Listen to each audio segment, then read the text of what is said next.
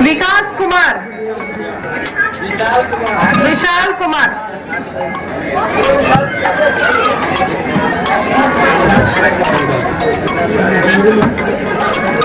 रिक्शे में चेंज हो जाए तो कोई बात नहीं, अभी विशाल फिर निकल जाएंगे।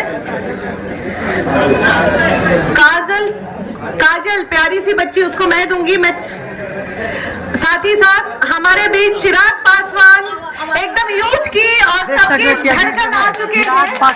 तो मैं चाहूंगी, बहुत इंतजार के बाद महिलाएं सुबह से वेट कर रही थी और आपका आशीर्वाद मिलेगा महिलाओं को। पासवान जी जो है सब बहुत इंतजार कर रही थी। सर, आप डायरेक्ट एयरपोर्ट से आ रहे हैं, हमें खबर मिली, इसके लिए बहुत बहुत धन्यवाद।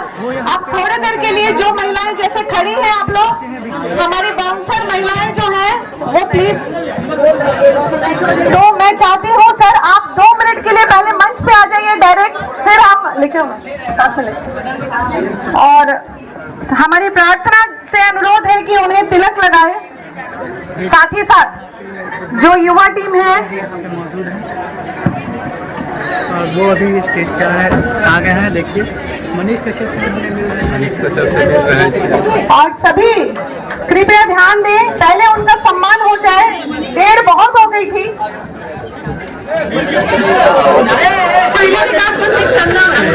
बिल्कुल संगम है ये, और ये ऐसा खूबसूरत संगम है जहाँ पे देश भर की शक्तियाँ एक साथ हुई हैं। और सोचिए जब ये तमाम शक्तियाँ एक साथ होंगी, मैं बिहारी हूँ, अपने प्रदेश के लिए चिंतित रहता हूँ। बिहार फर्स्ट, बिहारी फर्स्ट के विजन के साथ आगे बढ़ने का मैं प्रयास कर रहा हूँ। और ये बिहार फर्स्ट, बिहारी फर्स्ट एक ऐसी सोच है जो जात पात धर्म मजहब से उठकर एक विकसित बिहार के निर्माण की कल्पना करती है।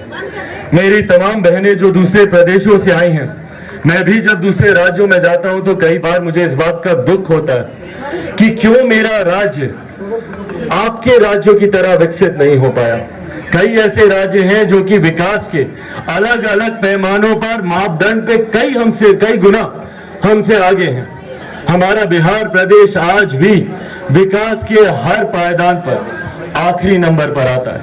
शिक्षा की बात करें, स्वास्थ्य की बात करें, रोजगार की बात करें, ये बिहारी होने के नाते मेरे लिए एक चिंता का विषय। और मेरी चिंता तब और ज्यादा बढ़ जाती है जब मेरे प्रदेश को अलग अलग चीजों में बांटने का प्रयास किया जाता है। जाति के आधार पर बांटा जाता है। ऐसा प्रदेश जिसको धर्म के आधार पर बांटा जाता है, और तो और ये एक ऐसा प्रदेश है जिसको महिला पुरुष के आधार पर भी मजबूती से बांटने का प्रयास किया जाता है। जबकि हकीकत है हम सब पहले भारतीय हैं, हम सब पहले भारतीय हैं और बिहार में पहले हम सब बिहारी हैं।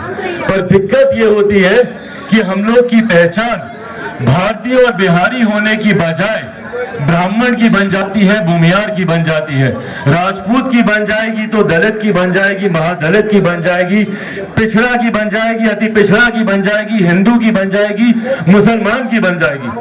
पर हम कभी भारतीय नहीं बन पाते, हम कभी बिहारी नहीं बन पाते। यह आग्रह आज के आपके मन से जरूर करूंगा। मैं आपके मंच में मैं देखता हूं जिस तरीके से जात पात धर्म मजहब का बिना कोई भेद के भाव किए हुए हर धर्म की महिला, हर जात से आने वाली महिलाओं को जोड़ने का प्रयास किया जाता है। इस सोच को आगे बढ़ाने की जरूरत है कि महिलाओं को जातियों में नहीं, महिला जमात की बात की जानी चाहिए। जरूरत है युवाओं की जातियों की नहीं, युवा की जमात की बात की जानी चाहिए।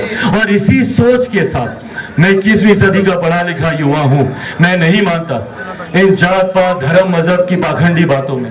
मैं सबको सही मायनों में एक दृष्टि से देखने का भाव रखता हूं। और अगर कोई फर्क करना तो बस इतना कीजिए कि एक अमीर जो अमीर होता जा रहा है, दूसरा गरीब जो गरीब होता जा रहा है। और सही मायनों में एक विकसित देश, एक विकसित राज्य के निर्माण की हम लोग कल्पना करते हैं तो हम लोग को हर उस गरीब आदमी के हाथ को पकड़कर उसको मुख्य धारा के साथ जोड़ना होगा। तभी हम लोग एक विकसित राज्य का, एक विकसित देश का निर्माण कर पाएंगे। यही सोच के साथ मेरे प्रधानमंत्री आदरणीय नरेंद्र मोदी जी भी आगे बढ़ने का कार्य कर रहे हैं। सबका साथ, सबका विकास, सबका विश्वास। 140 करोड़ देशवासियों को साथ लेकर चलने का काम कर रहे हैं। और जब वो 140 करोड़ देशवासियों की बात करते हैं तो उसमें से आधी आबादी हमारी महिलाओं की है। और आप आधी आबादी की सबसे बड़ी ताकत है, सबसे बड़ी ऊर्जा है। जिस इनिशिएटिव को आप लेती हैं पूरा परिवार उसका पालन करता है। तो ऐसे में इस मुहिम को जब आप आगे बढ़ाएंगे कि जात पात धर्म मजहब के भेदों से उठकर, जातिवाद से उठकर, सांप्रदायिकता से उठकर सबको एक साथ मिलकर चलने का कार्य करना होगा। जब इस संकल्प को मेरी बहनें लेकर चलेंगी तो यकीनन हम लोग उस लक्ष्य तक पहुंचेंगे जहां पे एक ऐसे समाज का निर्माण होगा जहां किसी तरीके का कोई भेदभाव नहीं होगा, सब मिलकर रहेंगे और सिर्फ अपने राज्य, अपने देश के विकास की बात करेंगे, उसकी चिंता करेंगे। और मैं उम्मीद करता हूं कि आने वाले दिनों में इस पहल को मजबूती से, आप लोग पहले से भी चला रहे हैं और इसको मजबूती देंगे। एक बार फिर से हृदय से आप सबका आभार कि आप लोगों ने मुझे ये मंच दिया, यहाँ आने का मौका दिया और आप सबसे मुलाकात करने का मौका दिया। यकीनन ये मेरे जीवन के सबसे खूबसूरत क्षणों में से है और उम्र भर मुझे याद रहेगा ये पल। थैंक यू सो मच, बहुत बहुत धन्यवाद। जय हिंद, जय बिहार।